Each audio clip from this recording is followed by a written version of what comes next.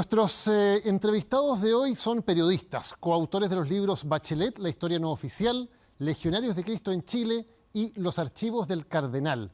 Son los fundadores de la productora periodística Un día en la vida, con la cual realizaron el documental Top Secret Operación Chile, que fue emitido por Chilevisión en 2023.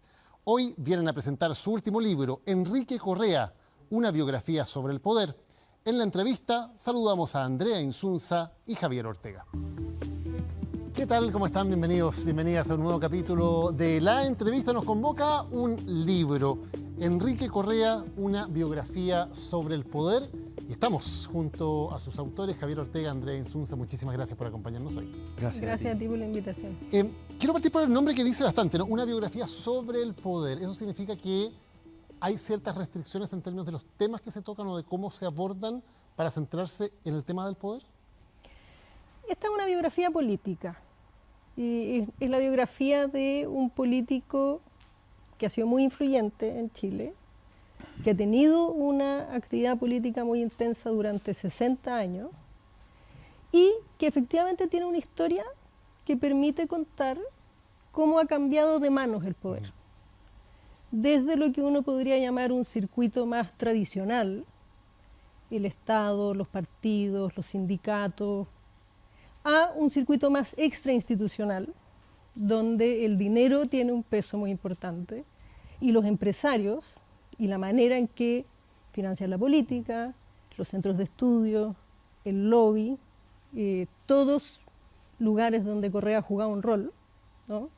Influyen hoy en la política mucho más que antes. Y Enrique Correa hace entonces ese traspaso desde una política más institucional hasta, bueno, convertirse en el gran consejero de los empresarios, que es por lo que de alguna manera es reconocido en los últimos años. ¿Cómo ustedes parten esta investigación y por qué deciden, Javier, que Enrique Correa es un personaje que vale la pena dedicarle casi una década de investigación para llegar a este libro? Claro, nos demoramos bastantes años, 8 años en hacer esta investigación que tiene casi 200 entrevistados, tiene documentos desconocidos, tiene documentos desclasificados de Estados Unidos sobre Chile, lo usamos también cartas, correspondencia privada, cuando Correa estaba acá clandestino, con el exilio, y también una biografía familiar de circulación muy restringida que nos ayudó a entrar a detalles como más humanos del personaje. ¿Por qué es tan relevante Correa?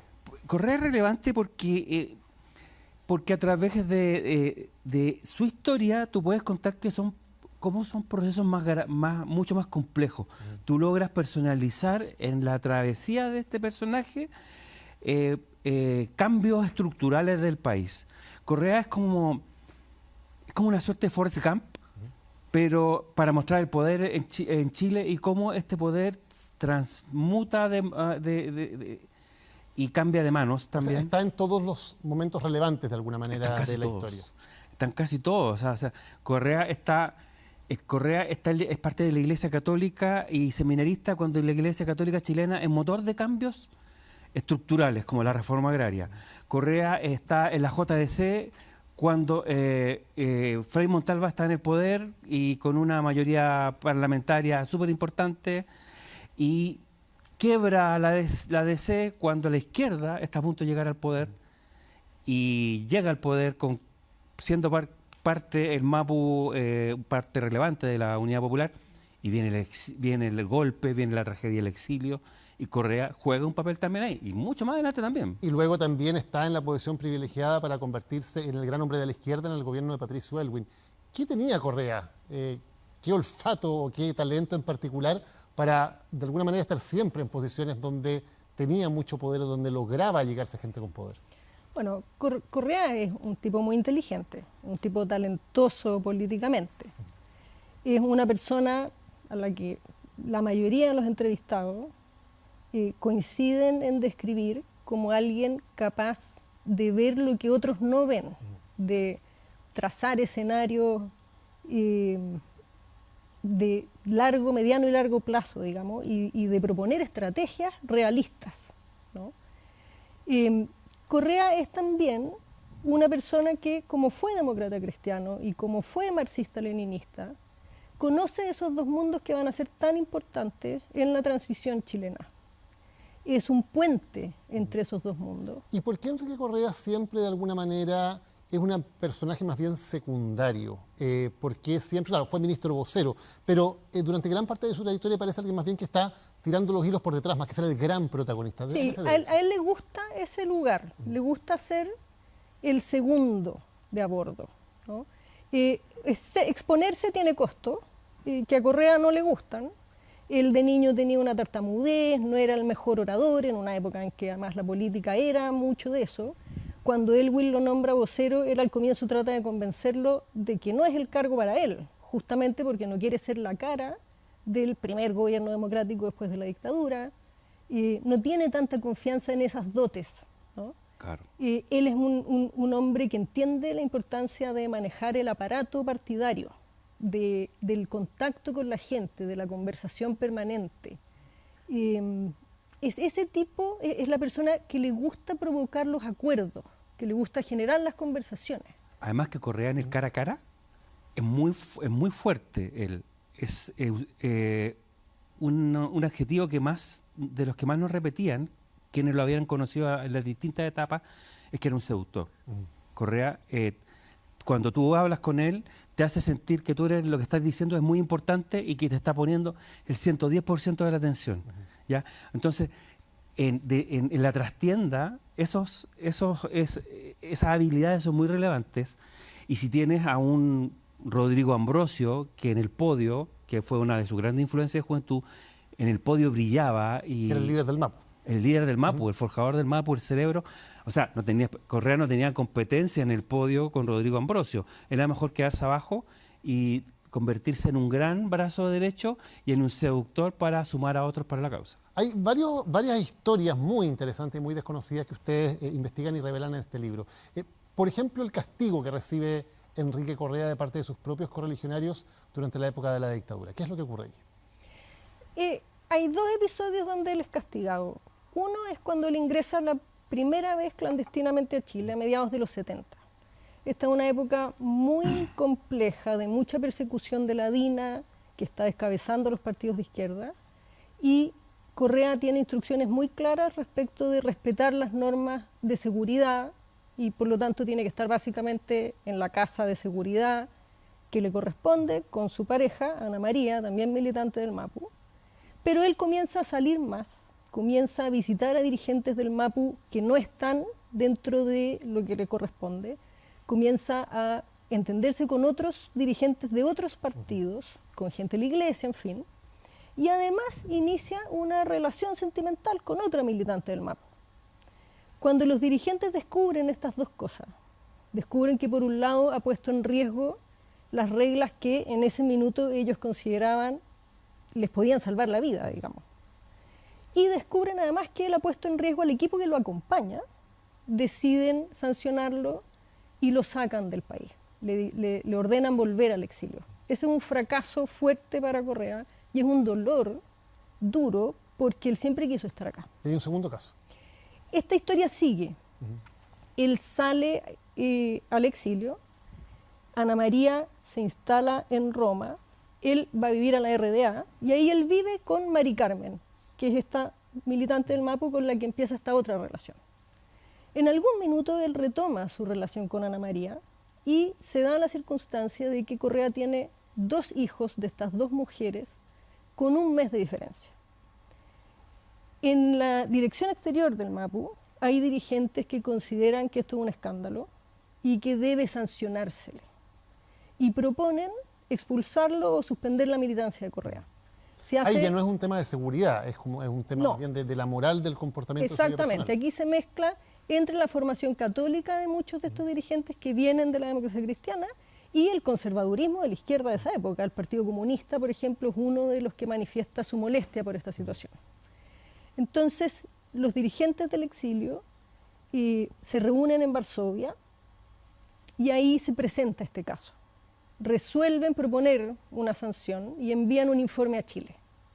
Y en Chile, que es donde el MAPU siempre tiene su dirección principal, está Jaime Gasmuri, Fernando Ávila, Mario Valdivia, Ellos revisan el caso y consideran que no tiene ningún sentido sancionar a Correa por esto, que este es un episodio propio de su vida privada, que no tiene nada que ver con la calidad de dirigente que él, ni con su accionar político, y descartan la sanción. Pero efectivamente ese episodio ocurrió. Volvamos a 1990, que es el momento de la cúspide del poder, al menos público, de Enrique Correa, cuando se convierte en uno de los hombres claves del primer gobierno de la transición. Sí. ¿Qué es lo que hace a Correa tan relevante? ¿Por qué se convierte en una especie de nexo informal, aunque no le correspondía con el ejército? ¿Cuál es la historia que hay ahí que convierte a Enrique Correa en uno de los hombres más poderosos de la transición? Bueno, el tema de convertirse en vínculo oficioso con el ejército es un poco azaroso. Allá, él desde un principio tiene una muy buena relación con el general Jorge Ballerino, que era el general más político de Pinochet, a raíz de un incidente que él tiene con el subsecretario Lavé, Cristian Lavé, que lo trata mal. Enrique Correa no se vestía muy bien cuando llega como ministro recién designado de Elwin, como que lo miran feo. Lavé lo trata mal, ¿ya? Y Ballerino intercede y logran una muy buena relación, y ahí se convierte en vínculo oficioso con uno de los dos flancos más delicados, que es el ejército. Pero también hay otro flanco que es muy importante para Elwin y que donde Correa también es valioso, que es la izquierda. ¿Ya? Correa tiene muy buenos nexos con el Partido Comunista, con las organizaciones sociales, con el mundo de los derechos humanos, y para abrir ese puente, Correa cuenta con los fondos reservados de la Secretaría General de Gobierno, que son millonarios. Son fondos de libre disposición y que Correa usa políticamente para tender puentes con ese mundo, ¿ya? Y además, él tiene una muy buena relación con la familia Allende, histórica. Y el timbre de la familia Allende para avalar la transición chilena que recién estaba partiendo era muy importante. Por lo tanto, con esos flancos cubiertos, Elwin tiene a un político además que es muy hábil. O sea, Correa va a negociar al Congreso la agenda legislativa de Elwin casi solo. O sea, y Benninger le raya la cancha, le dice, aquí está, hasta aquí puede llegar, y vaya. Y va Correa y lo hace muy bien. Y es el que negocia. Ahora, hay una especie de mito, ¿no?, de este Correa infalible, de un talento político ilimitado, pero también ustedes ven que en algunos momentos de crisis también él parece no ser tan hábil, parece que se equivoca, parece que cede demasiado en algunas negociaciones, concretamente en los dos momentos de crisis más grandes que tiene la transición, que son primero el ejercicio de enlace, el acuartelamiento, y luego el boinazo, las dos protestas de Pinochet contra el gobierno. ¿Se equivoca Correa, negocia mal en esos casos?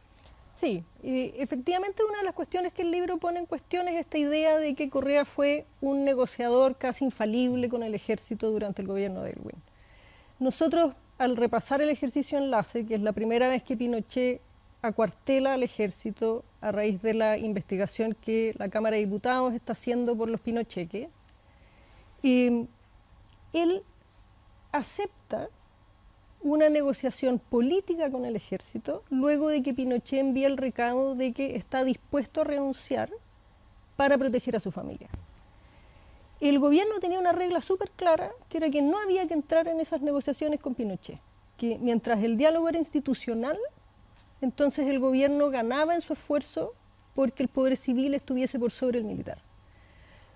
Correa comete el error de creerle a Pinochet. Pisa el palito.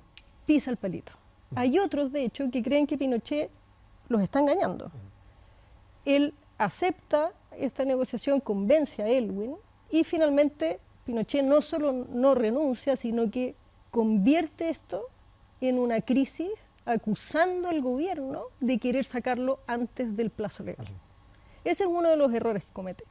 En el boinazo, Elwin está fuera. Krause es el vicepresidente, Correa es Europa, sí, está de gira en Europa. Correa es el ministro del Interior subrogante, digamos. Ahí Elwin se molesta con Correa porque considera que Correa le hace demasiadas concesiones al ejército. El símbolo más claro de eso es un episodio conocido, que es cuando Krause y él van a la casa de Ballerino a reunirse con Pinochet. Van a la casa de un subalterno. Van a la casa de un subalterno militar. O sea, están poniendo una bomba, digamos, al esfuerzo del gobierno de que el poder civil esté claramente por sobre el militar. Y esto es algo que Elwin después le reprocha a Correa.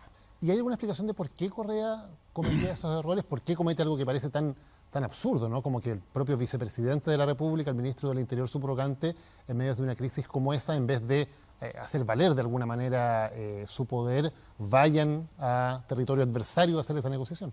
Hay dos diferencias importantes entre Elwin y Correa en esto. Elwin es mucho más legalista que Correa y que varios de sus ministros, de hecho. Elwin quiere que las cosas se hagan según la regla y los otros entienden que tiene que haber espacios de negociación mayores porque la transición tiene las características propias de pasar de una dictadura con un pacto con el dictador como comandante en jefe del ejército.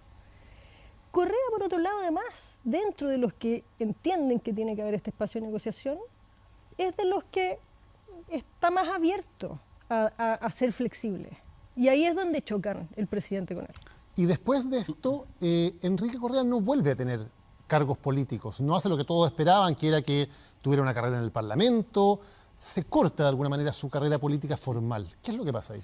Bueno, en principio él termina el gobierno de Patricio Elwin y sí quiere seguir una carrera. Anuncia que va a entrar de lleno en el Partido Socialista, quiere ser candidato a senador por alguna zona importante y hace todo el esfuerzo y la verdad es que no lo consigue. No lo consigue porque porque en el Partido Socialista le pasan cuentas, ¿ya?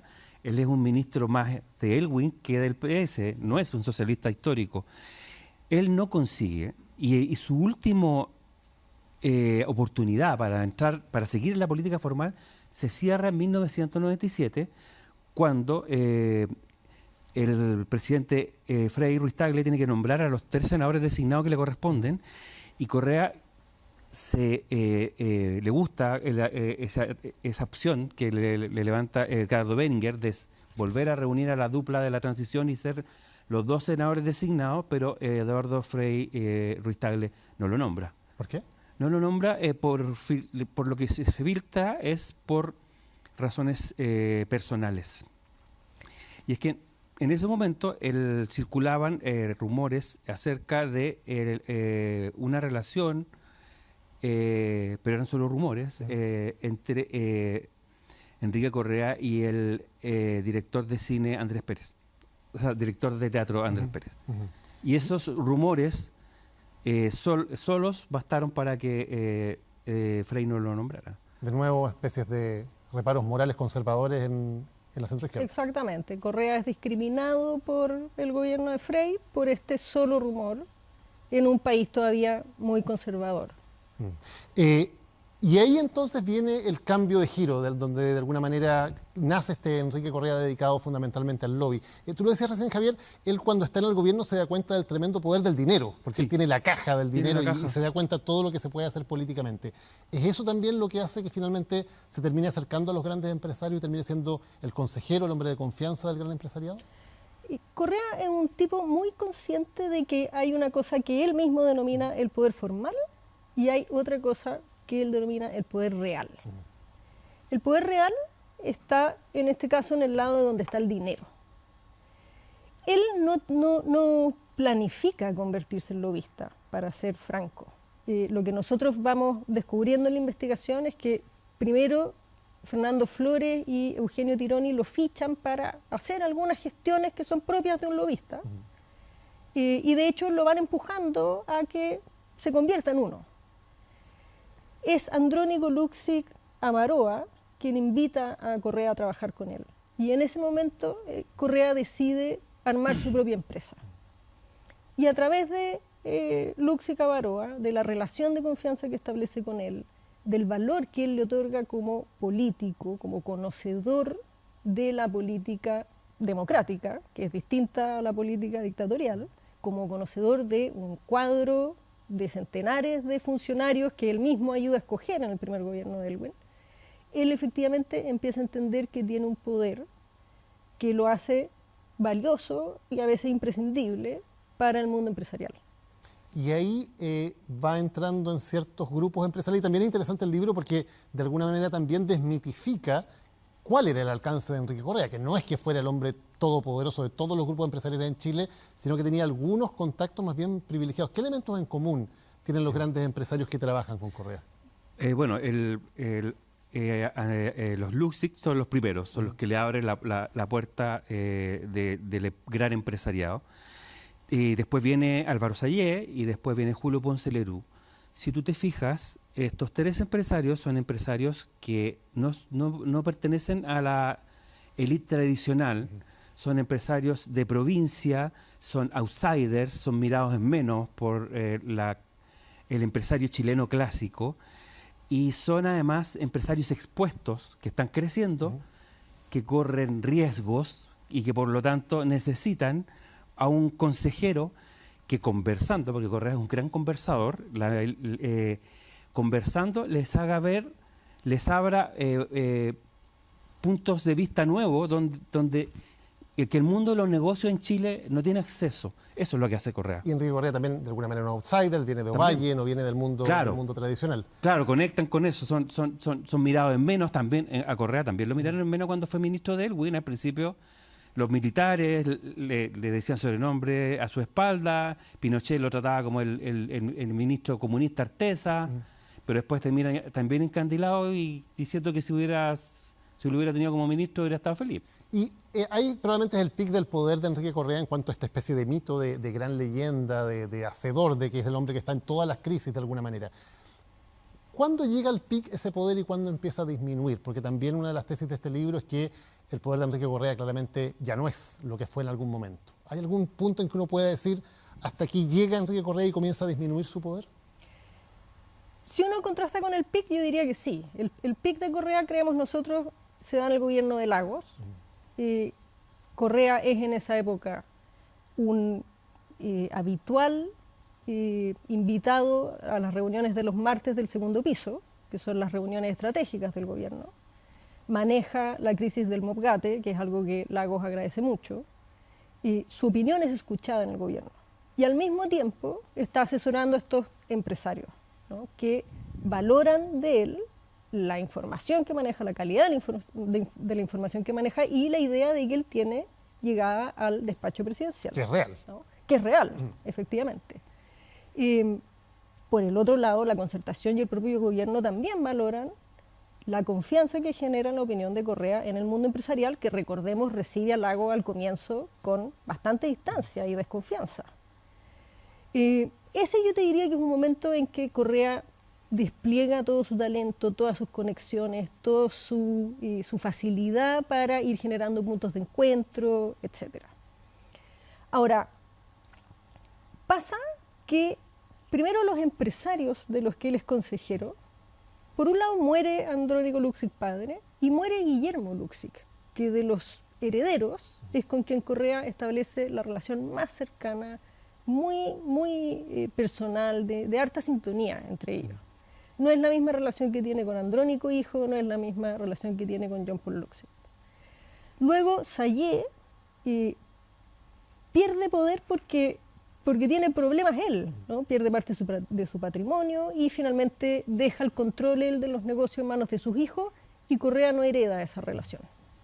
Y luego Ponce Lerú se transforma como en un problema, ¿no?, que ha horquillado con platas políticas, con lo de la super de valores por las cascadas. Entonces, estos tres empresarios están en retirada, digamos, desde el punto de vista de lo que le ofrecen a él. Y de alguna manera, nos queda poquito rato, pero de alguna manera también parte del mundo de Correa se desmorona. La Iglesia Católica, por ejemplo, a la que él siempre asesoró, incluso ad honorem, claro, pierde el poder y también entra en una gran crisis, ¿no? Claro, sí. O sea, la red de Correa, primero institucionalmente, ya los partidos no son lo que eran antes, la Iglesia Católica, tú lo mencionas, pero también es que Correa y su empresa, Imaginación, Correa es Imaginación.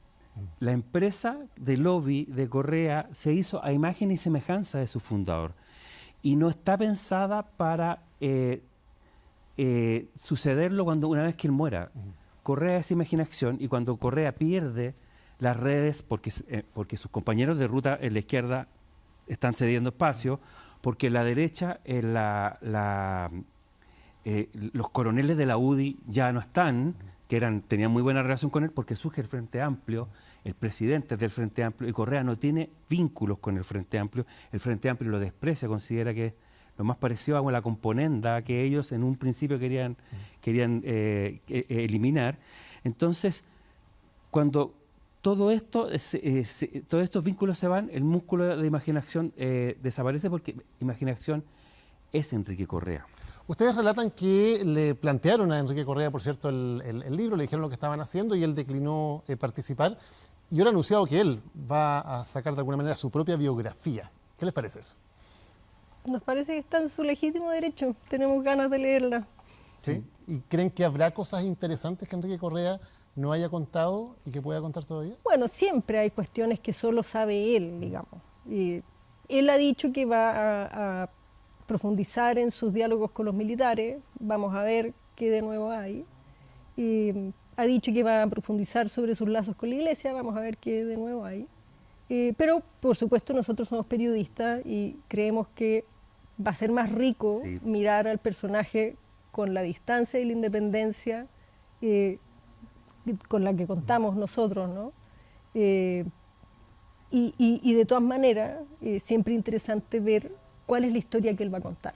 Andrés Insunza, Javier Ortega, autores de Enrique Correa, una biografía sobre el poder. Muchísimas gracias por habernos acompañado hoy en la entrevista. Gracias a ti, Daniel. Muchas gracias a ustedes también. Nos encontramos la próxima semana con otra entrevista en Chilevisión.